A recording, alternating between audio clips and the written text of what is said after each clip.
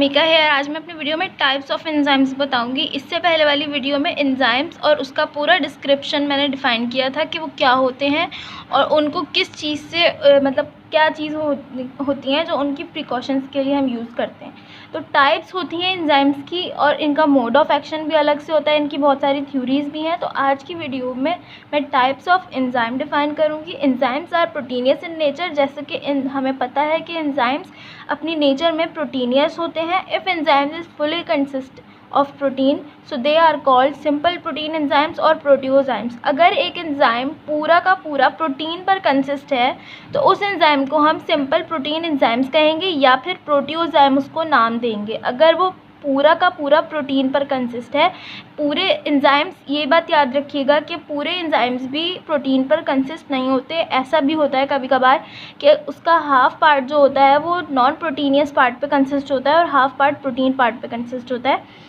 तो इसमें आज टाइप्स में मैं यही बताने वाली हूँ कि इसका जो नॉन प्रोटीनियस पार्ट होता है उसे हम क्या कहते हैं और उसकी कौन कौन सी टाइप्स होती हैं। उस एंजाइम को तो हम प्रोटियोजाइम का नाम देंगे जो कि हाफ पार्ट, जो कि पूरा प्रोटीन पर कंसिस्ट होगा एंजाइम, उसे हम प्रोटियोजाइम या फिर सिंपल प्रोटीन एंजाइम का नाम देंगे। In 1932 a scientist Euler propose that some enzymes are composed of protein and non protein part so they are called conjugate enzyme और होलो एंजाइम। 1932 में एक साइंटिस्ट है, इंग्लिश साइंटिस्ट है यूलर, जिसने propose किया था कि कुछ एंजाइम्स होते हैं जो कंपोस्ट होते हैं प्रोटीन पार्ट पे और कुछ होते हैं जो नॉन प्रोटीन पार्ट पे कंपोस्ट होते हैं, और उन सारे एंजाइम्स को, वो एंजाइम जो हाफ प्रोटीनियस होते हैं और हाफ नॉन प्रोटीनियस होते हैं, उन एंजाइम्स को कॉन्जुगेट एंजाइम या फिर होलो एंजाइम भी कहा जाता है। According to Euler, the protein part of enzymes are called apoenzymes. Euler के अकॉर्डिंग जो प्रोटीन पार्ट होता है एंजाइम्स का वो एपोएंजाइम्स से कहा जाता है। और सेकेंड पॉइंट इसकी थ्योरी का ये था कि the non protein parts of enzymes are called prosthetic group. और वो पार्ट जो नॉन प्रोटीनियस होता है एंजाइम्स के अंदर, वो पार्ट जो सारे नॉन प्रोटीनियस होते हैं उनको हम प्रोस्थेटिक ग्रुप के नाम से जानते हैं। और प्रोस्थेटिक ग्रुप फर्दर 2 टाइप्स में डिवाइड किया गया है। There are 2 further types of prosthetic groups. पहला ग्रुप है इसका विद इनऑर्गेनिक और सेकंड ग्रुप है इसका विद ऑर्गेनिक।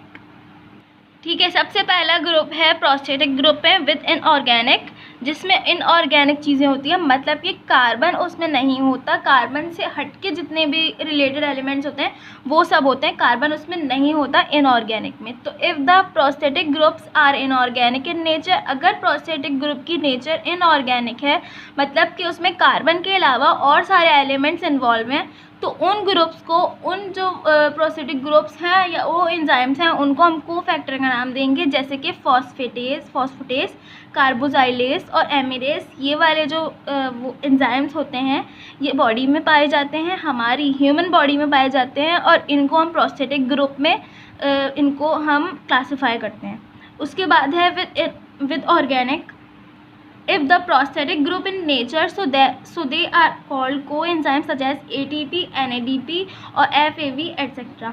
ऑर्गेनिक कंपाउंड्स वो होते हैं जो कार्बन से रिलेट करते हैं, कार्बन उसमें मौजूद होता है, वो ऑर्गेनिक कंपाउंड्स होते हैं। अगर प्रोस्थेटिक ग्रुप में किसी भी कंपाउंड में, किसी भी एंजाइम में कहीं पर भी कार्बन का इन्वॉल्व है, कार्बन इन्वॉल्व हो रहा है या कार्बन से रिलेटेड कंपाउंड्स इन्वॉल्व हो रहे हैं, तो वो ऑर्गेनिक कंपाउंड्स कहलाएंगे। और वो प्रोस्थेटिक ग्रुप में उन कंपाउंड्स को जो ऑर्गेनिक है, मतलब कि कार्बन से रिलेटेड है, उन्हें कोएंजाइम्स का नाम देंगे।